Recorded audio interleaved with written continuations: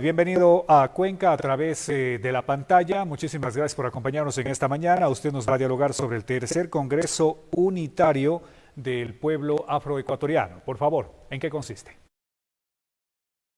Bueno, saludar a este importante programa, a la colectividad en Cuenca y al país que nos escucha. Decirles que como pueblo afroecuatoriano venimos construyendo una plataforma nacional que signifique poder incidir adecuadamente en las decisiones políticas en este país para poder vincular e incluir al pueblo afro realmente en la estructura del Estado. El día de ayer para nosotros sorprendente ver que nuestros candidatos a la presidencia tocaron la Constitución del 2008, pero aún están en la Constitución del 1830 y 1906, cuando plantean la construcción de la plurinacionalidad en este país a partir solamente del pueblo indígena. Bien está por el pueblo indígena, pero hay otros sectores que trabajamos en la construcción de esa plurinacionalidad e interculturalidad, y por ello el Congreso realizado el 27 y 28 de septiembre del 2020 se orienta a establecer acciones que permitan verdaderamente atender las demandas del pueblo afrodescendiente que en este país han sido menoscabadas. Claro. Y por ello el tema del respeto a los derechos humanos de nuestro pueblo, el derecho a la vinculación y al empleo, el derecho a políticas de desarrollo son un pendiente en este Estado, como lo es la plurinacionalidad y la interculturalidad. Claro.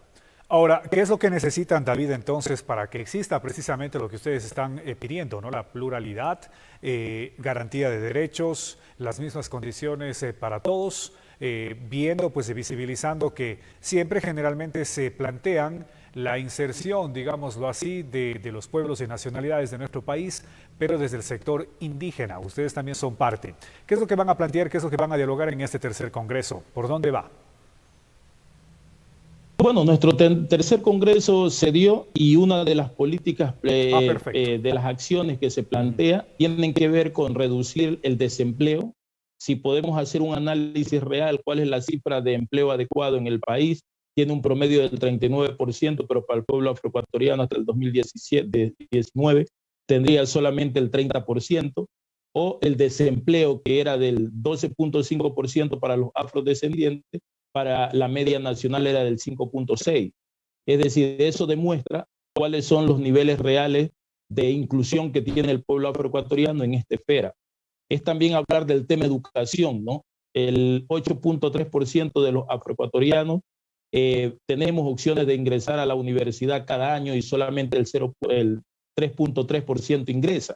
Entonces necesitamos que se apliquen políticas que ya están establecidas, como la LOES en el artículo 74, lo establece que debe haber un cupo del 2% en cada carrera para pueblos y nacionalidades, y no se cumple. Nosotros creemos que es necesario velar por las políticas que amplían derechos en este país, y es el caso del Decenio Internacional de los Afrodescendientes, suscrito por Naciones Unidas en el 2013, que iniciaba el 1 de enero del 2015 al 31 de diciembre del 2024, pero que en el Estado ecuatoriano simplemente se aprobó el decreto 915, que lo declara política pública, y se elaboró la agenda para su aplicación, pero de allí no ha pasado a 6 años de la declaración. Nosotros creemos necesario en el tema de la vigencia de derechos, entonces, que se cree la Secretaría Técnica del Decenio para poder impulsar la política pública, que se cree también una ley de acciones afirmativas y reparación para el pueblo afroecuatoriano, que vincule cuotas de acceso en diferentes espacios de la vida nacional, y también consideramos que el tema de la etnoeducación, que ha sido un pendiente, pues se pueda crear la subsecretaría de etnoeducación afroecuatoriana para poder trascender en estos aspectos. Y lo otro, en el tema de derechos, tiene que ver con que, mira, en este país se han hecho desde el 2016 al 2019, hemos tenido 1.500 denuncias por delito de odio y 500 de discriminación.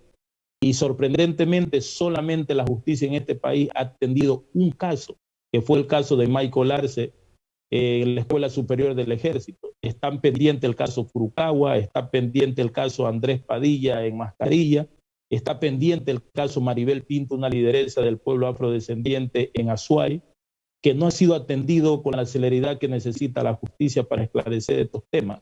Entonces creemos que es necesario la implementación dentro del sistema judicial de juzgados en contra de delitos de odio y de discriminación. Y por ello nuestra propuesta es que se planteen 22 nuevos juzgados en esta dirección para poder atender estos temas puntuales. Y en torno al tema de acceso al crédito para el desarrollo, venimos planteando la necesidad de crear un fondo para el desarrollo del pueblo afrodescendiente, que sería una política afirmativa en el marco del decenio internacional. Claro, yo creo que vale traer a colación acá, si no me equivoco, y usted corríjame por favor si es que no fue así, me parece que en el gobierno de Rafael Correa existía una Secretaría Técnica de Nacionalidades, ¿no? Si no estamos mal. No sé cómo les fue, quizá un ejemplo como esos se podría replicar, no sé, en el nuevo gobierno, en donde efectivamente ustedes tengan los derechos que en esta mañana están reclamando. Bueno, efectivamente, después de la Constitución del 98, se legisló la Ley de Derechos Colectivos del Pueblo Afroecuatoriano y se creó también lo que fue la Corporación de Desarrollo Afroecuatoriano, que era la CODAE, claro. Y en consonancia había el CODEMPE para los indígenas y el CODEBOC para los montubios. Pero lamentablemente en este proceso se eliminó la Ley de Derechos Colectivos, se eliminó esas instituciones de desarrollo y se propuso unos consejos de la igualdad que no cumplen con los objetivos para cual tenían antes planteado estos consejos de desarrollo. Entonces, en esas perspectivas, nosotros venimos planteando que se reinstitucionalice las instancias para el desarrollo del pueblo afrodescendiente. Y creo que ese es un trabajo que se viene haciendo a nivel nacional desde todos nuestros espacios. El movimiento afro de la SUAY ha sido muy fuerte y viene trabajando muy bien en estos temas de reclamación de derechos y espacios que signifiquen poder afirmar, ¿cierto?, la presencia y las acciones de inclusión en el pueblo afrodescendiente. Por ello saludamos también esta mañana a nuestra hermana Nila de Aguiar, a Mamayama, a Deyanire, líderes del movimiento afro de Azuay, que vienen impulsando esta política, ¿no? Ahora, David, le consulto en esta mañana, ¿cómo ha visto la posición de los dos candidatos actualmente que irán a la segunda vuelta y será uno de ellos electo el día domingo 11 de abril? ¿Cómo usted ha podido apreciar quizá algún acercamiento han tenido? Porque de alguna forma uno de los dos será el próximo presidente de la República. Pero de lo que ustedes han podido apreciar, y si es que han tenido el acercamiento, por supuesto, ¿qué tan tolerantes son con los derechos de la comunidad afroecuatoriana? Andrés Arauz me refiero, o Guillermo Lasso.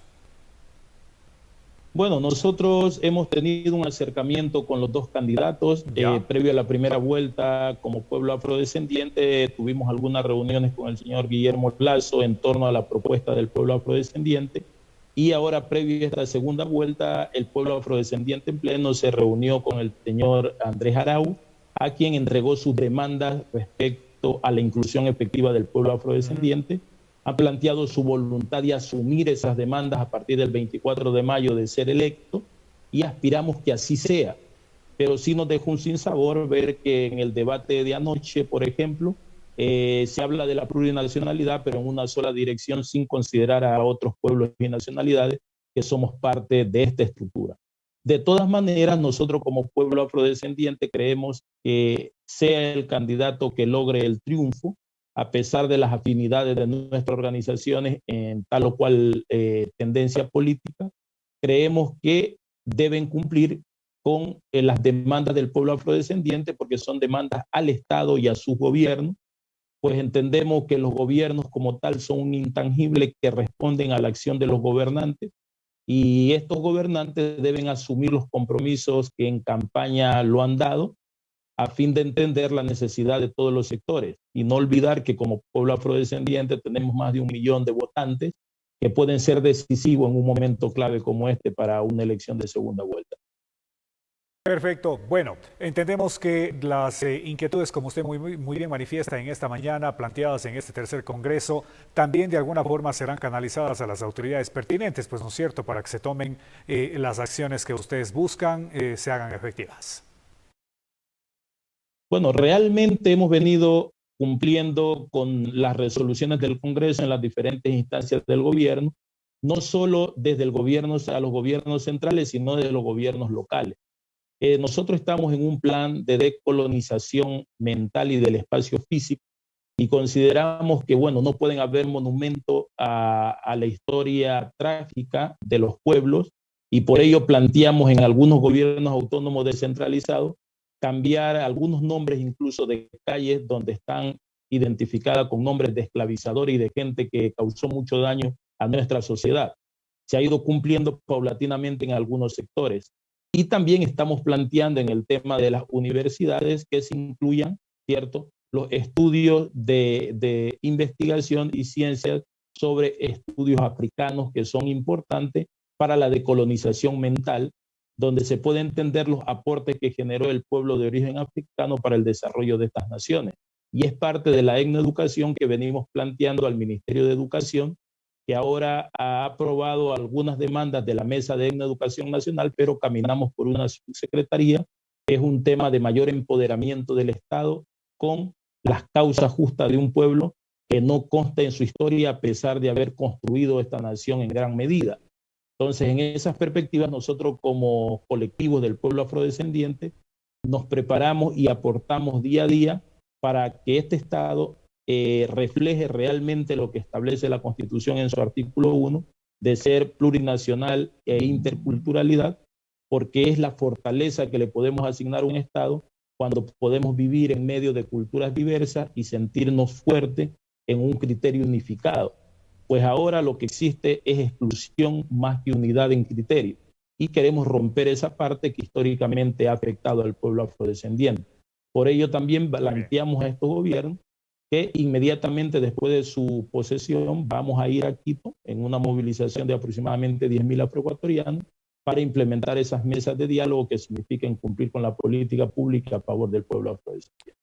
Muy bien, David, queremos agradecerle en esta mañana. Usted ha sido bastante específico entonces con esos pedidos hacia las autoridades, las próximas que vendrán a partir del 24 de mayo, una vez de que uno de los dos candidatos se posicione, ¿no? Y ahí está el planteamiento de ustedes que nos parece completamente importante y valedero en esta mañana. Le mandamos un abrazo. Gracias por conversar con nosotros. Bueno, gracias a ustedes y siempre a las órdenes estaremos para contribuir y construir este Estado pluricultural, plurinacional e interculturalidad en igualdad de condiciones. Así es. Gracias entonces por sus aportes. En esta mañana con nosotros David Quiñones Sayoví, hablándonos sobre los resultados del tercer Congreso Unitario del Pueblo Afroecuatoriano. También rescatando y por supuesto pidiendo se respeten los derechos que tiene este importante sector de nuestra población ecuatoriana.